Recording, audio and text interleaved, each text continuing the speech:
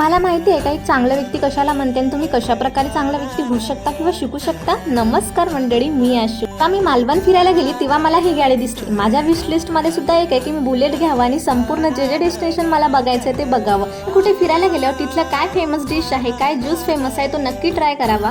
आहे चांगल्या व्यक्तीची. माझी एक फ्रेंड आहे श्रुतीताई, ती माझ्यापेक्षा मोठी आहे. तिच्यासोबत बोलून राहून मला खूप भारी वाटतं, कारण आमची वाईब एवढी मॅच होते. आपण कोणता प्लॅन करतो ह्या गोष्टी करायच्या, पण त्या तशा होत नाही. माझ्या विश लिस्ट मध्ये दगडूशेठ गणपतीमध्ये जायची खूप इच्छा होती. तो कसा आला की एकदम इन्स्टंट तयारी करून मी सगळं काही बघून घेतलं, जसं मालवण, महाराजांचा इतिहास आणि दगडूशेठ गणपती बाप्पा. महाराजांच्या इतिहासामुळे आपल्याला कळतं की आपण कुठे होतो आणि कुठे आलेलो. संपूर्ण हे सगळं मी माझ्या मैत्रिणीसोबत बघितलेलं. चांगला व्यक्ती म्हणजे काय हा प्रश्न पुन्हा निर्माण होतो. तुम्हाला सांगते, जेव्हा मी व्हिडिओ बनवायला सुरुवात केली मला खूप सगळे लोक बोलले, पण मी इग्नोर केलेलं, कारण की मला माहिती आहे माझी डेस्टिनेशन काय. पण आता नवीन कॉन्टेंट क्रिएटर बनत आहे. कॉन्फिडन्स निर्माण करा. जे तुम्हाला बोलतात त्यांना फक्त एकच सांगा, इतकं सोपं आहे तर तुम्ही सुद्धा कॅमेरा उचला आणि 2 शब्द बोलून अपलोड करायला शिका. मालवण ट्रिप मध्ये असा एक व्यक्ती होता, साहिल दादा. हे सगळं बोर होत नाही, कारण की ही त्याची आवड आहे. खूप कमी लोक असतात जे आपली आवड जपतात आणि खूप जास्त लोक असतात ते आवड जपतात त्यांना बोलतात.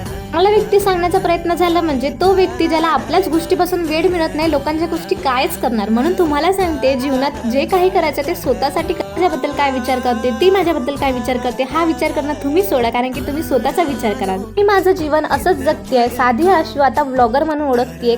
शेवटी एवढंच सांगेल, आपलं आयुष्य आपल्याप्रमाणे जगा.